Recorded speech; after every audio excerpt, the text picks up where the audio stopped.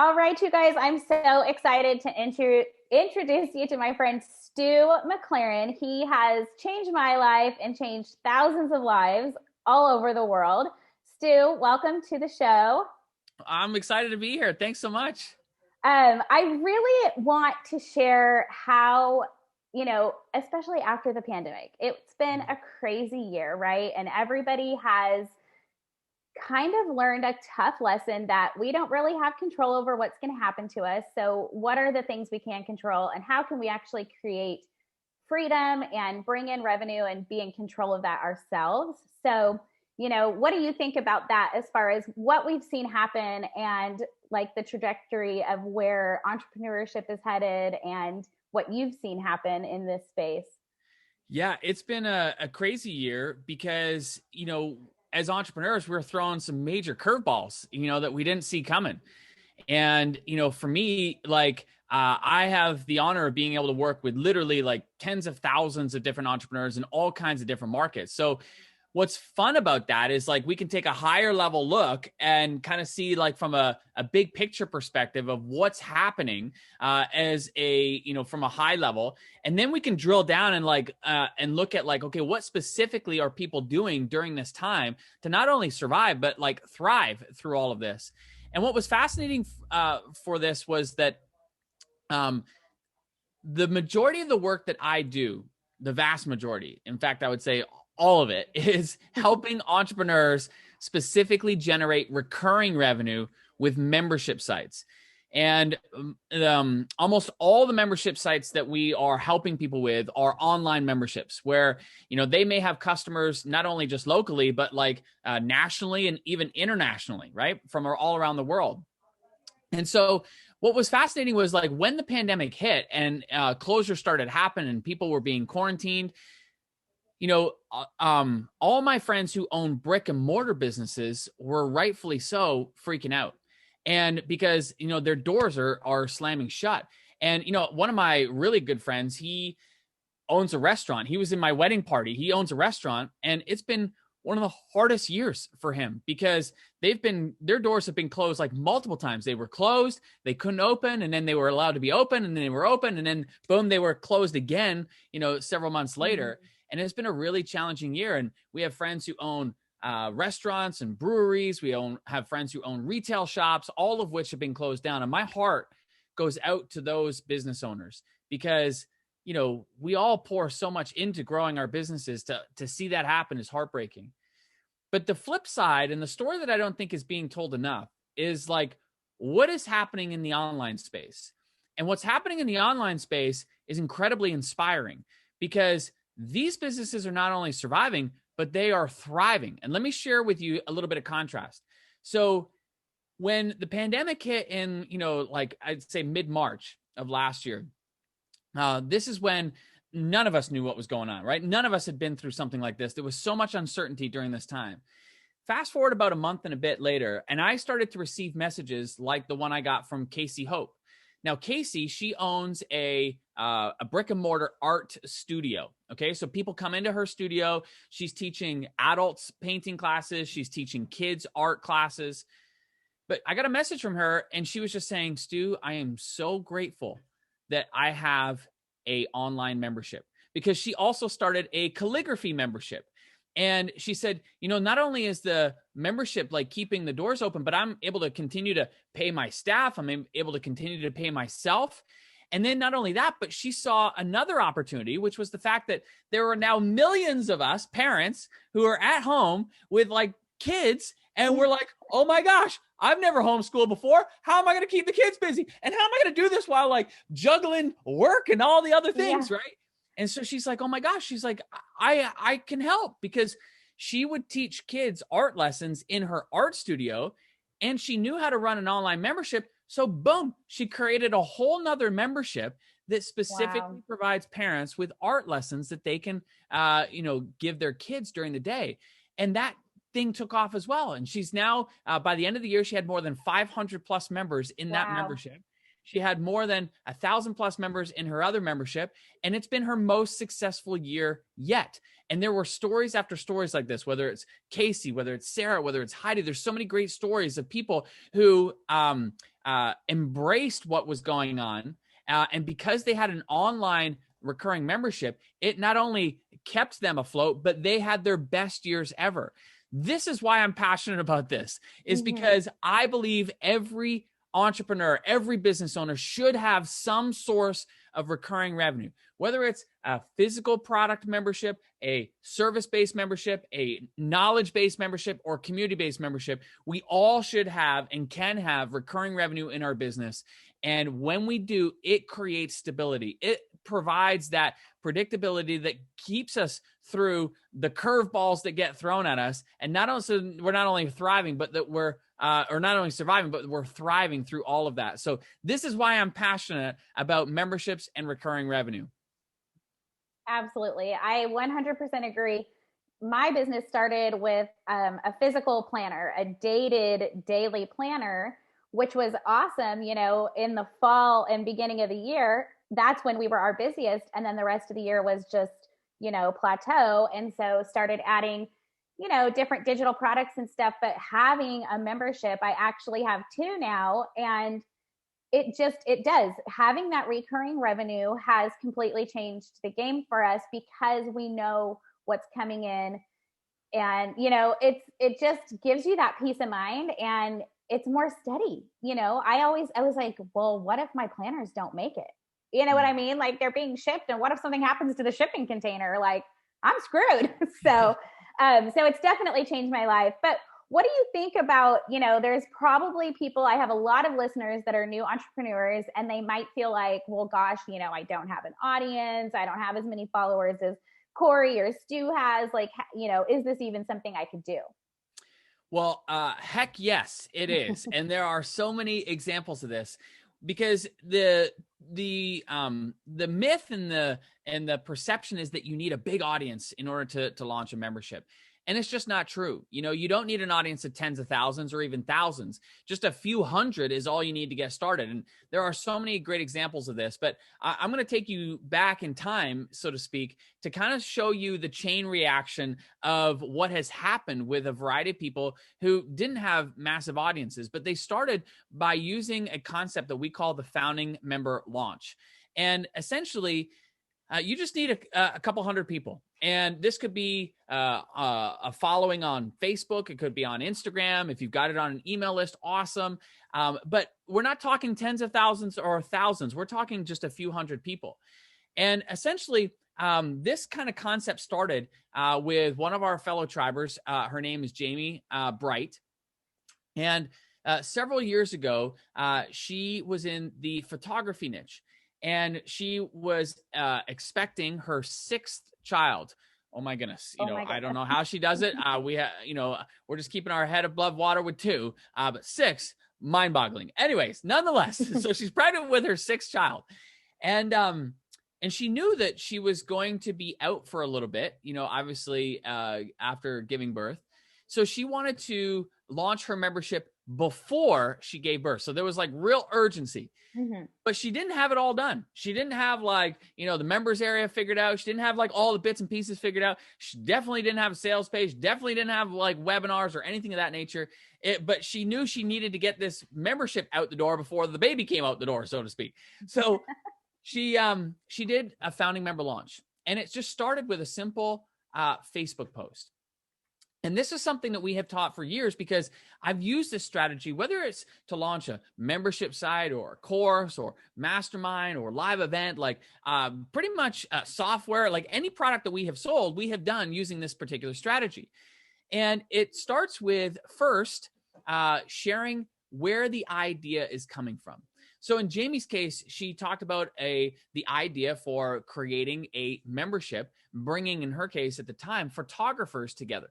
And so when she explained the idea, and I'm going to walk you through all the steps, she invited people to join as founding members. She ended up welcoming 119 members into her photography membership, which was amazing, right? Yeah. And so at our live event, she was sharing this story. And in the audience was a woman. Her name was Anna Saucier. Now, at the time, Anna was helping infertility practitioners, and she didn't have a huge audience. Didn't have tens of thousands or thousands. In fact, she had 326 people. but she was inspired by what Jamie was sharing and thought, you know what, like I can do this. So this was on a Saturday, and her goal was to launch it that night and generate $5,000 in the next 24 hours. So she followed the steps that I'm about to, outline for everybody. And the crazy part was, Anna was there with her young baby at the live event. And so she did it. She followed the steps that we're going to walk through. And she ended up making $5,024. And she was, going through all the steps. And I'll walk you through in a minute. But she was going through all the steps, and she's texting people back and who had expressed interest as she's going to the airport with baby in hand. And she's like doing it with one hand, but it set everything in motion.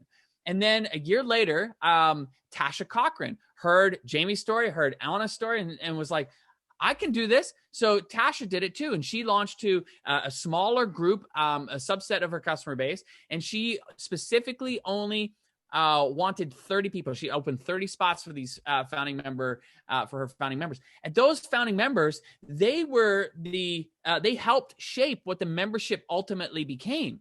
And I think that in the beginning, this is the most important piece to realize about a founding member launch, is that those original members are going to help shape the direction that you take with the membership. So let me quickly break down like how this happens. Okay.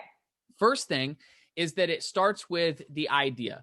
Now, wherever your audience is, whether it's in a Facebook page or group, or whether it's on Instagram, or perhaps it's a YouTube audience or podcast audience or blog audience, or you have an email list, wherever you most communicate with your audience, that's where you start. And you make a post and you say something to the effect of, you start with the number one is the idea. Where did the idea come from?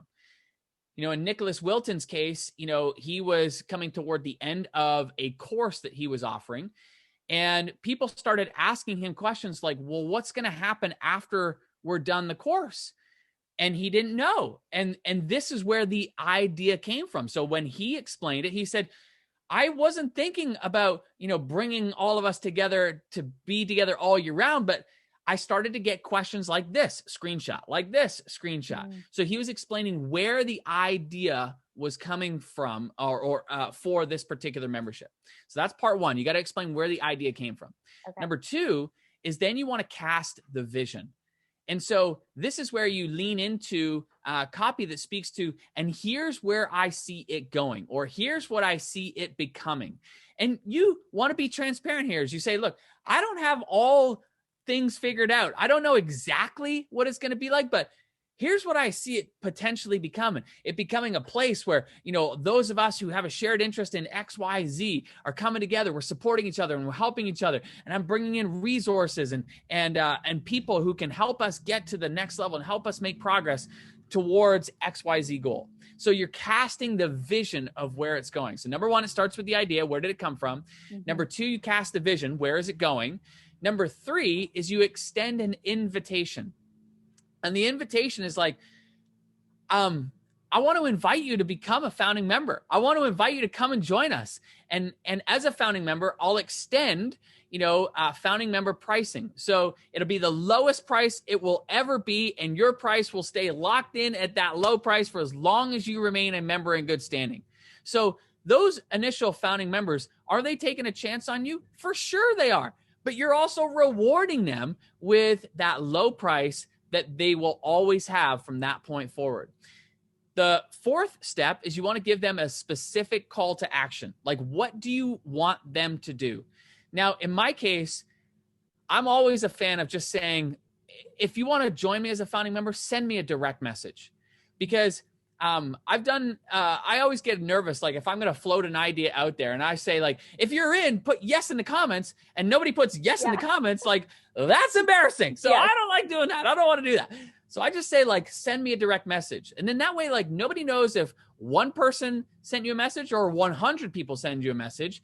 You're always in control of that. Right. So number 4 step is you want to have a specific call to action. I like saying, send me a direct message. And then the 5th step is the follow-up. So after they send you a direct message, that's when you then send them the PayPal link, just like Anna Saucier did, or you send them to a checkout page, just like Tasha Cochran did. But you're not sending them to like a big fancy whiz bang sales page or anything of that nature. Like, keep it streamlined and simple. And so those 5 steps starts with the idea. Tell where did it come from? The vision, where is it going? The invitation, what are you inviting them to do, which is join you as a founding member. Number 3, the call to action. What specifically do you want them to do? And number 5, the follow-up, so that people do take that action. When you follow these 5 steps, you'll be blown away. Because here's the thing.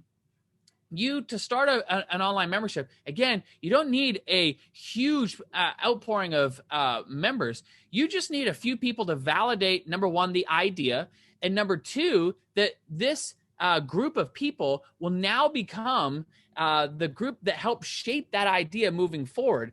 And that's where the real magic happens as a membership, because a membership's not like a book where it's like final. Like, you can't go and take all the books off the shelves, if you find a mistake in it afterwards. A membership, it's always changing. It's always evolving. So the faster and sooner you get going, the better you can make it. And it all starts with those founding members. And I know you did a founding member launch, right?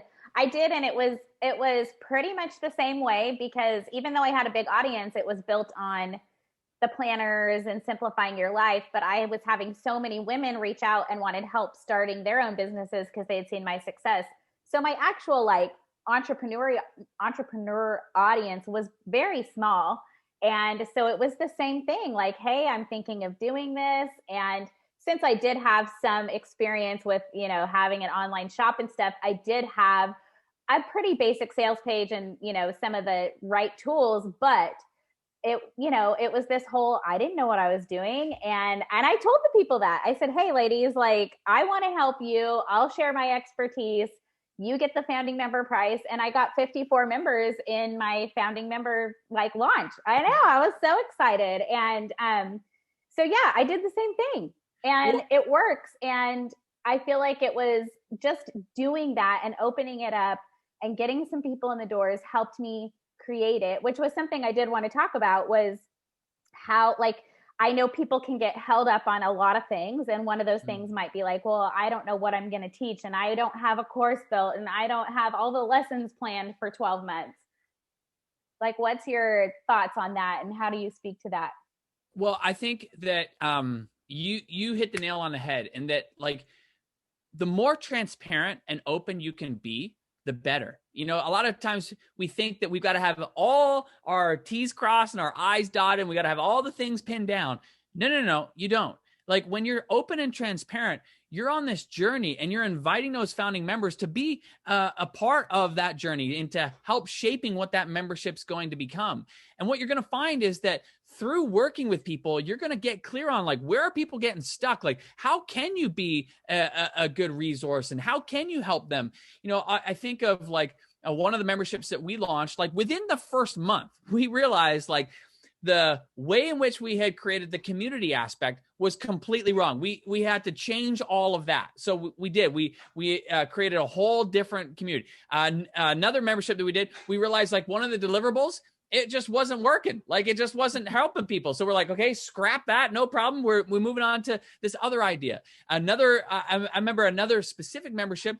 The members actually came up with a great idea and deliverable. Even the one that we have right now, our tribe membership, what we identified and found out was that so many of our members loved, interacting with each other, especially during this past year. So that became a core component of what we're doing. So the reason I'm sharing this with you is because we just have to get out of our own way, right? Exactly. So often we get in our own way, we overthink things, we overanalyze things, we think things got to be perfect. No. Think of this as an experiment. And these are your fellow scientists, so to speak, in the lab, and we're tinkering, we're figuring things out. And along the way, what's going to happen very quickly is you're going to get real clear on what is the right messaging, what are the right deliverables, what is the right experience you want to create. And as you dial that in, oh my gosh, do things begin to take off. As an example, I just got a message this morning from Heidi in our tribe community. She started with 58 founding members. This was 3 years ago. She just finished her most recent opening of her membership. She's now at 2,130, I believe. I wrote it down. Yeah, 2,130. 3 years later. Like, wow. it's amazing what can happen when we just get out of our own way. And that's the most important message of here today, is that this founding member launch, it's simple. You can do this right away. It gets you out of your own way and it gets you going. And as you get going, that's where you get the clarity and that's where the momentum begins to pick up. Absolutely. Absolutely. I do want to ask you, it's still on topic, but I feel like some people get caught up in the whole, well, I don't know if I have something to offer. And I know you've seen your fair share of some pretty wild and crazy membership ideas. What's like one of the craziest things that you've seen someone have a successful membership with? Well, one of my favorite ones from just this past year is Courtney Lynn. So I didn't even know that this was a market, but she is a pet influencer. Like I didn't know that this was a thing, Corie. Like I didn't either. Me, so I'm Courtney's in our community, and she's a pet influencer, and I'm like, what the heck is a pet influencer? Well, now I found out like it's people who have set up like Instagram accounts, as an example, for their pet. And this is exactly what Courtney did for her dog.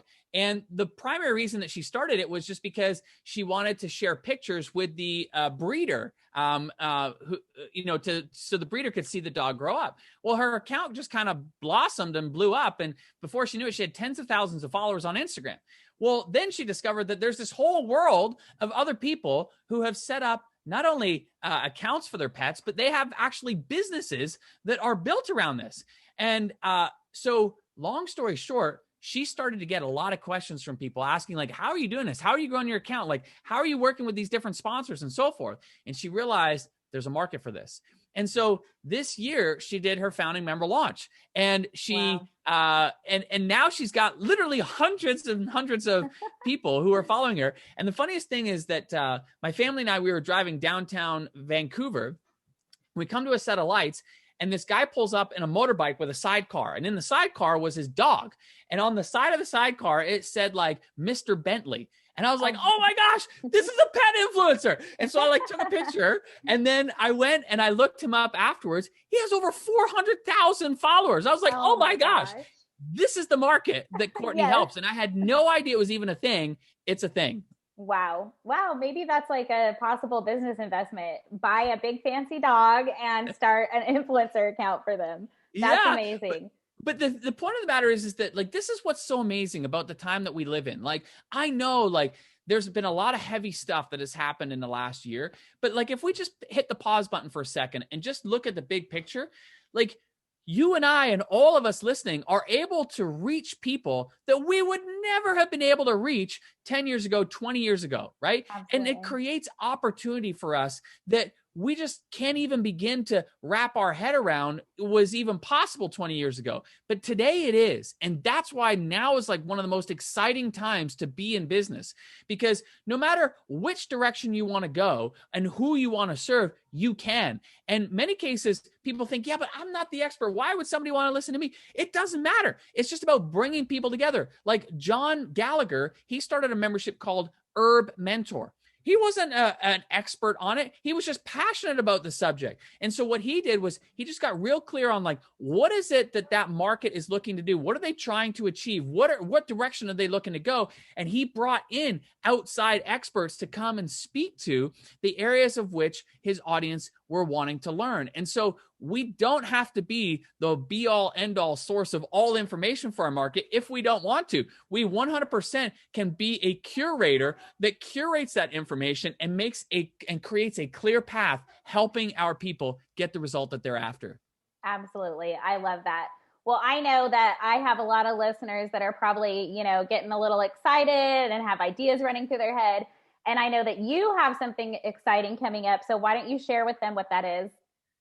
Yeah, well, once a year, we host a free workshop where we walk you through how to launch, grow, and scale a highly profitable membership. And in fact, last year, we had more people actually generate income during this free workshop than we've ever had before. And I think it was a combination last year of like the timing, like, you know, a lot of people had a real sense of urgency. And so they just got out of their own way and they put what we were talking about into practice. And the bottom line is try works, try works, try works. And so I just really want to encourage everybody to come and join us for the free workshop. I'm sure you'll, you know, give them the link and so forth. And so bottom line is that like, this is where we will walk you through live, like how to begin thinking about the type of membership and how do you plan the membership and what do you provide inside the membership. We'll walk you through all that and so much more. And we'll also talk about like, how do you grow it? And you know, what do you do from a marketing perspective? And you're going to hear so many different stories of people in all kinds of different markets, from photography and calligraphy to fitness and finance and music and art and health and dog training and so many more. And so I just encourage people to come, be inspired by, see what's possible for how you can incorporate recurring revenue into your business as well. And that's all coming up April 22nd. April 22nd. Mark it down on your calendar. I'm excited because I've been through the training, obviously, and I am a student of yours, but you and your team put together the most thorough free training. I've been to a lot of other free trainings as well, but hands down, yours is the most thorough. It's so helpful. Like you said, people take what they learn from the training and start making money while you're still delivering the training. And it's crazy and it's exciting. So make sure you guys go to CorieClark.com/membership so that you can get enrolled. I'll be watching the training. I'm so excited. But thank you so much. I have 2 more questions. I know you probably have to go because you are a busy, full life man, but 2 more quick questions. What is one piece of advice that you would give to a brand new entrepreneur? It's a piece of advice I heard in 2004 from a friend of mine whose name is Mike Littman.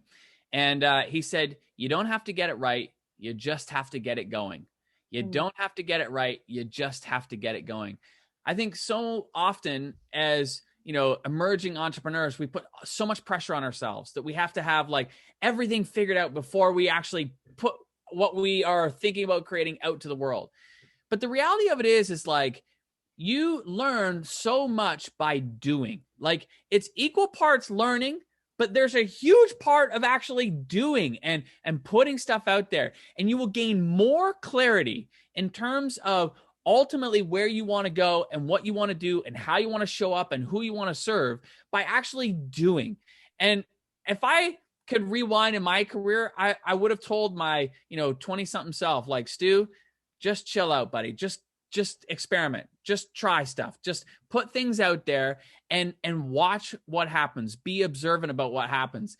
A friend of mine, Ryan, he framed this up perfectly, which I think is really relevant here. He said, think of your first business as a practice business, and it just kind of relieves that pressure that we have to get everything right. Because once we get going, that's where the magic begins to happen. We start to learn how to frame up what it is that we do, and we get clarity on who we're serving and how we're helping. We get clarity on how to help, like the offers that we can make that meet the needs of our people, so that the marketing becomes easy and people are naturally drawn to us. Like, all those things happen by actually working with people. And that's the thing that I would encourage everybody to do, is like, don't worry so much about like, generating hundreds of sales or thousands of sales. Like, right now, just get started and focus on one person that you can serve that's in your ideal customer avatar. Focus on serving that one person. And AKA, that might mean in the beginning that you're helping that one person for free. But the value that you're going to get from that experience is you're going to learn, like, where do people get stuck and where do they get hung up and how can you help them? Number 2 is that by helping them, you're going to have this amazing story. And that story becomes your most powerful marketing asset, bar none. And so that story really sets you up for being able to attract more and more people. And that one story is going to lead to 10, and 10 will lead to 100, and 100 will lead to 1,000. But it all starts in the beginning with that one story. And that one story starts with you getting out of your own way and just getting going. Absolutely. 100% agree. Okay. Last question. What does living on purpose mean to you? I had a great, this is a great question. And my wife actually has a book coming out this August, which is on this very subject. So we should Oh, definitely well, I'm circle going up to on have to this. get her on my show because, it's the Purpose Babe show. My planner is the Purposeful Planner. Everything I do is really around purpose. So I will be getting her book and getting her on the show. 100%, Corie. This is why I'm like sitting here beaming from ear to ear because there's so much alignment here. But her book is called From Passion to Purpose. And it's all about how to take the things that you're passionate about and use it to do more good in the world. And so when I think about it, like, for me, purpose is about, impact in a variety of different ways. And I've learned this from my wife. Like I give Amy all the credit here because, in my early days, I just wanted to become an entrepreneur because of the things that I didn't want. I didn't want to be stuck in a cubicle. I didn't want, to be working 9 to 5. I didn't want to be told when I couldn't go on vacation. So like, that's why I wanted to start a business, was because I wanted the freedom to be who I wanted and to live the life that I wanted. But then like things started to emerge and evolve. And as the business grew and we started to generate more income and I had that freedom, there was like an emptiness there for me. And it was really Amy who turned me on to really the bigger purpose of, that we have as an entrepreneur. And ultimately, the very long story short is that we ended up starting our own nonprofit together called Village Impact. And for the last 12 plus years, that has been the focus of, generating money in the business so that we can have impact in other ways. And what I would share with everybody is you don't have to go and start your own nonprofit in order to have impact. And that's really the purpose of Amy's book. Is that was the number one misconception or question that we would get when we come off of stage, and is people say, yeah, but I don't know that I want to start my own nonprofit. Like, and we're like, you don't have to, like, you don't have to do that at all. Like, purpose can show up in a variety of different ways. But the main thing for me is like that you're intentional about what you're doing and why you want to do it, and whether that's like that you want to create, a life for your family, which Amy and I are, directly tuned into, whether it's you want to have impact with your family and friends, whether it's your local community, your kids' school or club teams or whatever it might be, or whether it's like nationally or internationally, the sky's the limit. And I think like that is the opportunity that we have as entrepreneurs, is that there are no limits. There are no limits for the amount of money that you and I can make. And at the end of the day, it's the more money we make, the more impact we can have. And when we realize that we're a steward of this, like the money comes in, and yes, we want to be able to provide for ourselves, our families, and live the life that we want. And that also creates an opportunity to be able to give to the people and causes that matter most to us as well. And there's nothing more fulfilling than knowing that as an entrepreneur, we can make whatever we need to make, by just asking different questions that ignite that creativity, that take an idea from its infancy to turning it into this thing that creates not only for ourselves, but for others too. That's why I love being an entrepreneur. And that's why I love doing this on a recurring basis, where you find that one customer and that one customer continues to do business with you over and over and over again, so that you're not hoping that they come back and do business. We know with certainty that they are. And that's what, creates the opportunity for us to grow and to continue to provide and have impact in a whole variety of different ways. So I just love the opportunity that we have right now as entrepreneurs. It's never been a better time to be an entrepreneur than right now. And this is why I'm passionate about this, Corie, is because I just believe it to be an opportunity not only for ourselves, but for those that we want to impact as well. Absolutely. Absolutely. I 100% agree. And I have to say that I have so much respect for you because you practice what you preach. You truly do care about your audience, your customers, the people coming to your workshop, Village Impact. I remember seeing a video and stuff, and you and Amy sharing at BBD, and I'm like bawling my eyes out. I'm like, oh my gosh, that's amazing. I want to go help them. But that's, like you said, you don't have to start your own, thing. You can help, you can make impact in your own community. You can make impact in your own home.